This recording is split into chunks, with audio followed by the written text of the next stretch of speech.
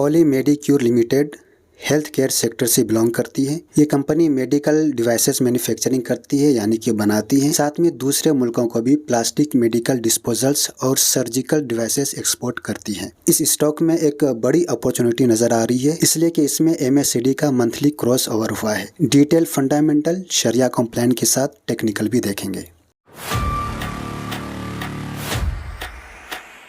पॉलीमेड 100 से ज़्यादा कंट्रीज़ को अपने प्रोडक्ट सप्लाई करती है, जिनमें अमेरिका, ऑस्ट्रेलिया, यूरोप, अफ्रीका और एशिया जैसे कॉन्टिनेंट शामिल है। 475 सेल्स एसोसिएट्स और 600 से भी ज़्यादा डिस्ट्रीब्यूटर्स कंपनी के इंडिया में हैं और 240 डिस्ट्रीब्यूटर्स दूसरे मुल्कों में हैं। कंपनी का मार्केट शेयर 5 से 6% है और आने वाले 3 से 4 सालों में 10% बढ़ाने का टारगेट रखा है।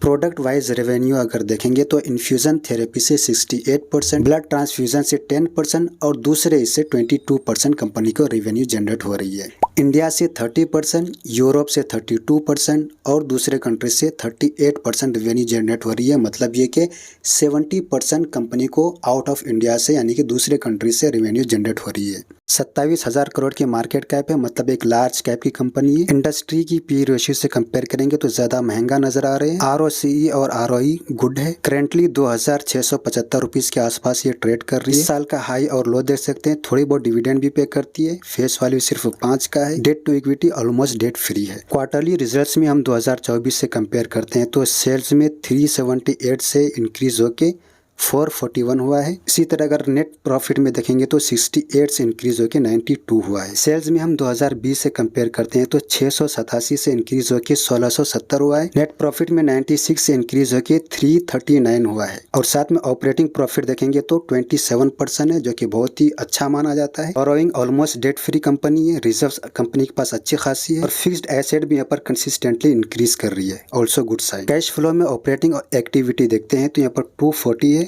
हम इसको इसके नेट रेवेन्यू से कंपेयर करते हैं जो कि 339 है, जो कि ऑलमोस्ट 37% का इसमें डिफरेंसेस है। एक्सपर्ट्स बोलते हैं कि 20% से ज़्यादा नहीं होना चाहिए, जो कि एक छोटा सा नेगेटिव साइन बोल सकते हैं।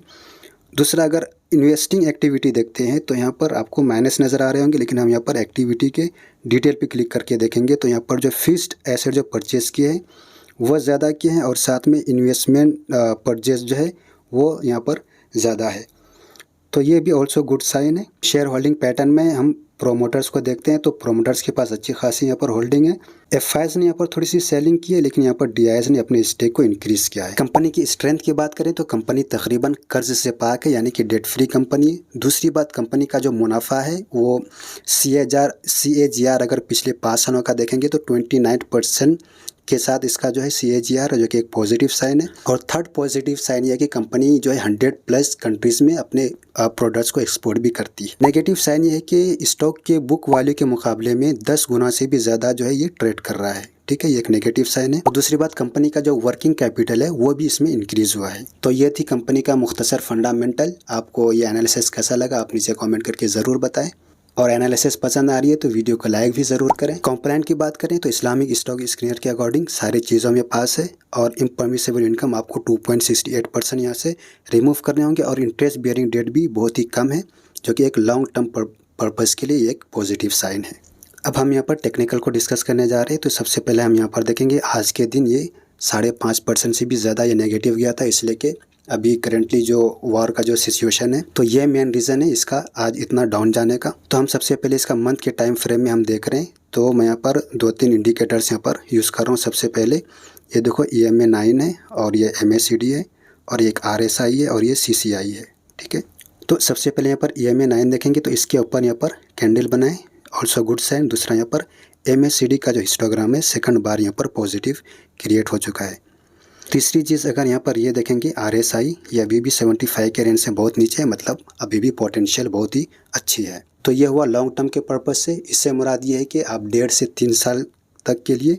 और अगर हम इसको वीक के टाइम फ्रेम में देखते हैं तो यहाँ पर भी बहुत ही बेहतरीन पॉजिटिव सेकंड यहाँ पर हिस्टोग्राम क्रिएट हो चुका है और इसी के साथ इसमें भी पोटेंशियल देखेंगे तो बहुत ही अच्छा है RSI का। और यहाँ पर CCI का भी देखेंगे तो यहाँ पर बहुत ही पहले ही क्रॉस ओवर दे दिए थे। तो ये हो गया मिड टर्म के पर्पज़ के लिए। और अगर हम शॉर्ट टर्म के पर्पज़ से जाते हैं तो यहाँ पर हम करते हैं डे के टाइम फ्रेम में। तो यहाँ पर ऑलरेडी बहुत ही अच्छा पॉजिटिव रिटर्न से दे चुके हैं। अगर हम यहाँ से देखते हैं एक सेकंड, अगर यहाँ पर फर्स्ट बार से देखते हैं तो यहाँ पर 33% ऑलरेडी यहाँ पर रिटर्न से दे चुके हैं। स्विंग ट्रेडिंग के पर्पज़ से इसमें क्या बोलते हैं मुनासिब नज़र नहीं आ रहे। हो सकता है यहाँ से थोड़ी सी प्रॉफिट बुकिंग हो सकती है, जो कि आज अपने को यहाँ पर देखने को मिल चुका है।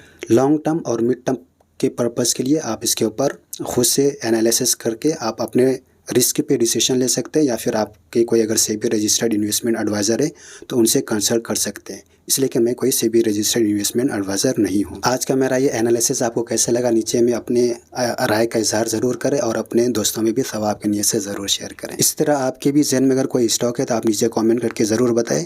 तो इंशाल्लाह मैं इसी तरह डिटेल एनालिसिस वीडियो इंशाल्लाह बनाऊँगा। अल्लाह हाफिज़।